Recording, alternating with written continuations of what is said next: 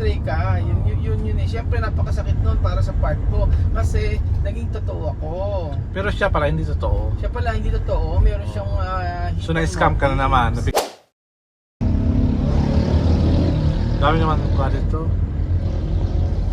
Tao ngayong gabi. Kuya Rol, kumusta naman ang pag-drive mo ng van? Pangatlong araw mo na to na malayo, pinakamalayo at Pampanga. Parang kabisado mo na, so hindi mo na kailangan ng driver. Ano, kayang-kaya na. Pakita mo yung van mo. Yan po.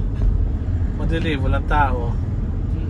Magsusundo kasi kami. Nung una kasi, hindi ko kaya mag-drive ako ng van, sabi ko sa kanya. Tapos, yung time na kailangan i-drive to, walang choice. Sino ba yun sila? Sila Dale, Sila Dale. Putang batik.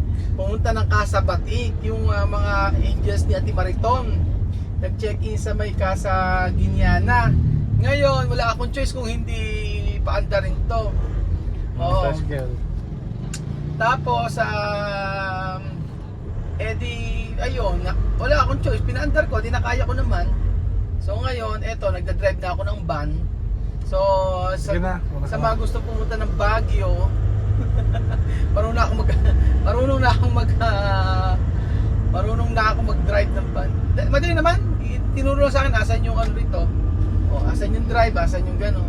Mas madali siyang i-drive. Kaso nga lang, malaki. Kaso malaki lang siya. Also. Sa likod, okay din naman. Pero madali yung niya. Mas mahirap pa nga yung i-drive yung Montero ni Belgium eh. Pero ito, madali lang siyang i-drive. Kaya lang, ngayon kasi gabi, pumunta. Susunduyan sila kay Eileen. Meron silang summer camp na ginanap dito sa amin. So, late na sila from 4:30 AM until 7 o'clock ng gabi. Ganon katagal ang summer camp nila kay Eileen. Ewan ko ano activities ginawa nila. So ngayon, may tatanong ako sa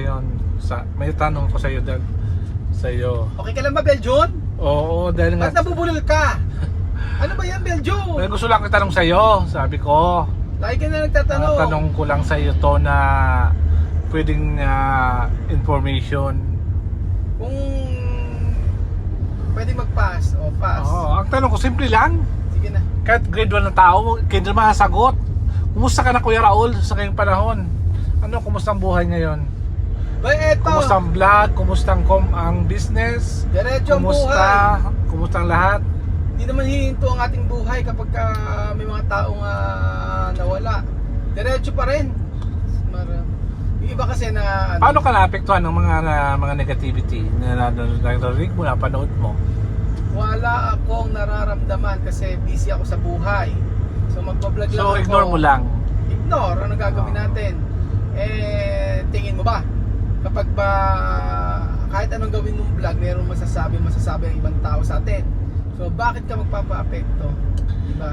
So Exactly nga. Kaya nga hindi ko masyadong iniintindi kasi nga busy ako sa buhay. Marami ginagawa. Tapos ngayon syempre patapos na yung bahay, di maghapon na doon tayo. Ngayon tayo nag-iwahiwalay eh. So bahala na sila kung ano yung isipin nila. So ngayon may back tayo sa ito. Hindi ko alam kung naitanong na to sa iyo, itong katanungan na to, kung ano bang naramdaman mo, kasi alam ko na i-vlog na natin ang content, pero sa ngayon gusto kita ulit tanungin for the last time, siguro last na tong question na to, ano bang naramdaman mo na pag-uwi ng mag-ina na si J at si W? Ang nararamdaman ko ngayon? Oo, natanong ko na sa'yo, di ba? Paulit ang katanungan ngayon. For the last time, tatanungin kita ulit. Siguro kasi wala na ba? Move na tayo or still naalala mo pa rin sila or may syempre despite sa nandun pa rin yung yung na-hurt ka, yung nandun pa rin yung nasa process pa rin ako na na-hurt ako, pero pagka iniisip ko yung mga ginawa sa akin hindi maganda, mas nanatilit namin na mas pinipili ko na na wag na lang isipin, pero okay naman ako. Kaya lang syempre pagka naisip mo yung parang betrayal ba tawag doon? Betrayal. Hindi mo ba siya makakalimutan? Betrayal. para makamove on ka na o Alam mo Kuya Benjo, ignore mo lang siya, forget mo na Na- sila para makamove on ka, para magkaroon ka ng peace of mind. Pwede bang alam mo gano'n? Kuya Benjo, kapag ka ang isang tao ay naging kaibigan mo, ay hindi ganun kadali na makamove on. Maaari, nasa process yun. Hindi mo naman pa pwedeng pilitin na okay na, sige na, natapos na. Tapos pagkayari, yun na yun. Siyempre, naging kaibigan mo. May kaibigan mo siya, Oo, tapos in the end, Betrayal, tawag doon, diba? Binitray ka. betrayal. Oo, binitray ka. Yun eh. Siyempre, napakasakit nun para sa part ko. Kasi, naging totoo ako. Pero siya pala hindi totoo. Siya pala, hindi totoo. Meron siyang So na-scam ka na naman, na-big scam ka. Na-scam ka niya. Parang gano'n na rin. Pero sabi ko nga sa'yo, kasi pagka naging kaibigan ko, nakita mo ako Kuya Benjo, lahat ibinibigay ko, todo-todo. Pero anyway naman, nakatulong ka naman. Yung important, isipin mo lang, nakatulong ka sa kanya. Oo, Yun lang isipin mo kasi... you are right. Oo. Tama naman. So, Oo, ano ba, magkatanong ka pa ba? So, O matulugan tayo? siyempre, pag umuwi sila, kasi nagkaroon na ng betrayal, nagkaroon na ng mga panira, mga pictures na lumalabas sa buhanga ni Jay. So, ang tanong ko, may bala ka pa ba? Gusto mo ba silang bumalik dito sa Pilipinas? Dapat balik pa. Siyempre wala na, hindi nagano. Mas actually dati, di ba sabi ko si Wesley pwede bumalik din sa Pilipinas pag nag 18 years old. Pero sa mga nangyari kasi, sa mga nangyari, hindi na. Mas pipiliin ko na magkaroon ng peace of mind, mga amigo. At saka mas pipiliin ko po mga amigo na ako ay mamuhay ng ganito lang, pero at least wala masyadong lang iniisip. So yun, babalik sila, hindi, kahit na hindi na nga ako nagme-message sa kanila yun. Oo, sila hindi na naman din nagme-message, pero malalaman natin yan. Kasi yung perang, the last time na perang pinadala ko is medyo marami yun. So, we will see kapag naubos po yun kung magme-message sa atin. So, hintayin natin kung sila ay mag-message ulit. Oo, never ako hindi ako nag-message. Ayoko. Para saan pa? Wala naman na eh. Kaya lang, sabi ko nga sa inyo, hindi ako yung klaseng tao yun ng bablock. Ako ang binablock ng tao, pero hindi ako ng bablock. Pero napansin ko yung napakalayo ng kanilang comparison, i-compare mo sila sa isang pamilya na Sino ba? natulungan mo rin na. Ay, Yung TM, hanggang ngayon lagi nang umusta, Oo. especially si Amir, lagi siya nagkumusta sa Malayo. kay Kat, sa family mo lagi Hindi kasi nila ako kahit di mo sila kinakumusta, sila nang umusta. Sila talaga yung nag-ibigay effort na kumusta ka na. Oo. Hola, kumusta? Wala nga cellphone. Kahit di mo sila tinatanong. Wala nga cellphone si Amir, pero nakaka-message sa akin. Oo nga, yun ang napakalayo yung Malayo comparison kung nila. Pero I don't want to compare kasi bawat sa mayroong mga personality. Yun nga lang dahil sa Pero maganda maganda yung pagpapalaki ni Chia Mami sa anak niya. Oo. Maganda yung Para sa pagpapalaki. Maganda nga pagpapalaki. Kaso nga lang pag lumalaki na yung tao, pag naumalis na sa magulang yun, minsan naiiba dahil sa mga kasamang mga barkada. Barkada. Lalo na pagka nasa Equatorial Guinea, Oo. mabago. Kasi Mm. syempre yung kapaligiran. Unlike dito sa Pilipinas, nakita mo, sabihin na natin yung mga bata ngayon kakaiba na, pero pagka iba pa rin yung environment ng Pilipinas kumpara doon. Doon kasi pagka lumalaki na yung mga alam mo na pagka nabarkada, yung kalokohan, Oo. nakita ko nga si Westy nagsasign ng ng bad ng sa kamay, sa gitna dito. Pansin ko yun. Napansin ko, sabi ko, ay nagbago na siya. Mababago talaga ang ugali ng isang tao kapag pagka bumalik sa pinaggalingan. Ganoon. Pero ito based lang sa opinion ko, based on my opinion lang, di ba? Di man to yung di ba sa mga di ba may kwato sa pang-apat kong katanungan sa iyo. Di ba may nanira sa iyo? Oh, Pero di natin alam kung anong pinaghuhugutan niya, kung bakit kasi nasiraan niya sa mga social media. oh. Di ba? Yung isa naman, alam natin kung bakit kasi nasiraan. So ang tanong ko, Sino 'yun? Tingin mo ba anong reason ni Jay ba't kanya sinisiraan? Anong kanyang mga hugot? At anong ba't kanya sinisiraan? Si Jay, alam natin kung ako ipapaliwanag mo, i-expand mo kung bakit kasi sinisiraan ni Jay kasi alam mo naman yun. Di ba? Oo. Pero yung isa, yung gumawa ng SOCMED, di ko alam. Di ko talaga magets kung bakit kasi sinisiraan. Hindi ko siya kilala personal, hindi natin siya kilala personal, pero ang laki ng galit sa iyo, ng inggit sa iyo. Ano? So si Jay, maintindihan ko kasi it's about money. Ngayon paliwanag mo sa palagay mo, ano bang reason ba't kasi siraan ni Jay?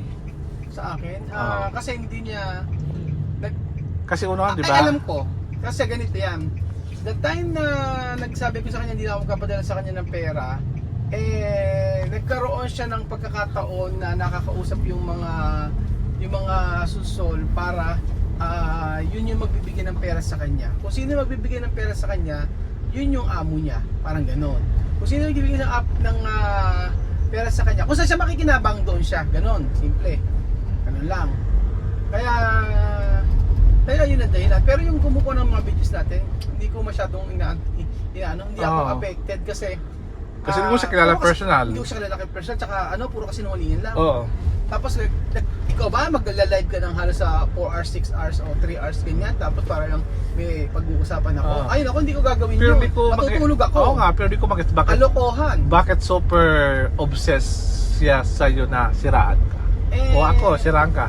Ako or siguro, mga kaibigan mo. Siyempre, siya, gusto niya kasi na hindi na siguro ako mag-vlog. Gusto niya siguro na Siguro ganun. siguro ganun. Baka gusto niya hindi na ako mag-vlog or gusto niya na magtumigil na ako sa ginagawa kong sa pag-vlog.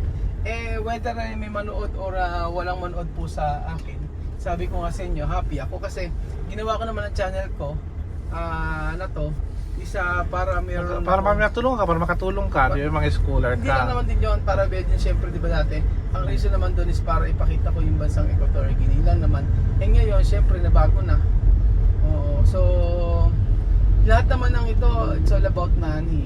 Kaya So ngayon, anong purpose mo ngayon? Ba't nag-vlog ka? Hindi, Kasi nung una mo gusto mo pakita yung gusto ko pa explain vibe. Bejon, lahat ng ito it's all about money na kung saan kaya marami nagagalit sa akin.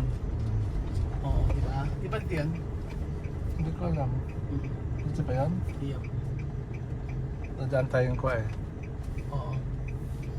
Diba? It's all about money. Kaya ganoon.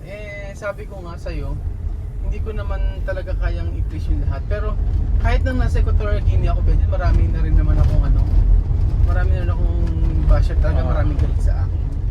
Pero sabi ko nga sa'yo, hindi ko masyadong iniintindi. Gawa ng wala naman nga akong hindi ko alam ako sa kanila, hindi ko sila kamag-anak or hindi ko sila kilala. Hindi ako nasasaktan, hindi ako na-hurt kahit pa yun, kahit yung mukha ko babaguhin ganyan, gagawin ng baboy, gagawin yan. Wala epekto sa akin, pero sabi ko nga, matira matibay. Ako kahit anong mangyari, magbablog at magbablog pa rin naman ako. Kasi yun ang kasiyahan sa puso. Yun lang. Maraming Tatanong ka pa ba? may last pa ako pero bago mo yung last, maraming katanong ng mga subscriber mo, bakit parang hinayaan mo lang sarili mo na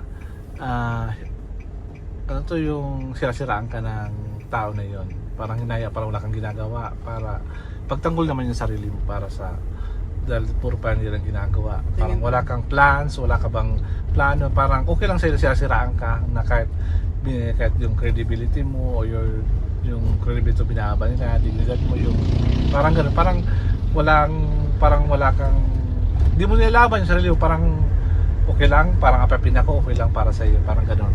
Tatanong ng mga subscriber kung si Carol ba okay lang ba sa kanya, kinaganyan siya, gano'n. So ano ang reaction mo doon or comments mo doon sa mga sabi ng mga loyal subscriber mo, yung mga totoo mong subscriber, kasi naawa daw sila. Kasi po mga amigo, kahit ano pa po ang gawin ko, ay hindi ko talaga On the way na nakadaan na kami tulay. Hindi ko mapiplease lahat ng tao. Papunta na dyan. Ano na si Kylie. Punta na ka mo. Okay na. hindi ko mapiplease lahat ng tao kung lalaban ako about sa ganyan. Hindi ko alam, pero kasi sabi ko nga sa'yo, siraan ako ng siraan, ano pa man yung gawin nila sa akin. Sabi ko nga pwede gawin nila kung ano gusto nilang gawin. Kaya lang, sabi ko nga ang inaano kasi dito nila is sino ba ang lilitaw? Kasi sabi, papatulpo ako, ano ba yan? Papatulpo, meron nag-comment nga, sinend sa akin tulpo, tapos meron pang NBI, ganyan-ganyan. Sino ba, ang tanong ko, kung sino yung matapang na taong na yun na lalabas at siya ay kakasuhan ako or susumbong ito po, may lalabas, may ako lalaban ako, pero walang gagawa niyan. Lahat ng mga yan puro duwag. Lahat ng mga yan duwag yan. Sa likod ng cellphone at keyboard lang nagtatago yung mga yan. 100% walang lilitaw. Okay. So, ganyan talaga. So, ang last question kasi malapit na tayo sa sunduin natin. Last question, mapapatawad mo pa ba siya o sila? Kung oo, tapos magsabi siya na babalik Pinas, ano gagawin mo? Mapapatawad ko ba siya? Oo naman, siyempre tao lang naman tayo magpapatawad, pero hindi makakalimot.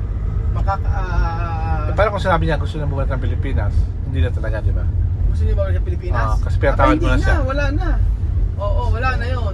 Enough na yun para yung mga nangyari, yun na yung natauhan na ako doon. Okay na yun. Hindi na pwede. Wala na yun. So ayan po mga amigo, magpaalam na tayo. Eto na tayo. Ang natatadakidaan kahit gabi na. So thank you so much po at God bless po mga amigo. Ang daming tanong ni Kuya Belgium. Bye bye mga amigo.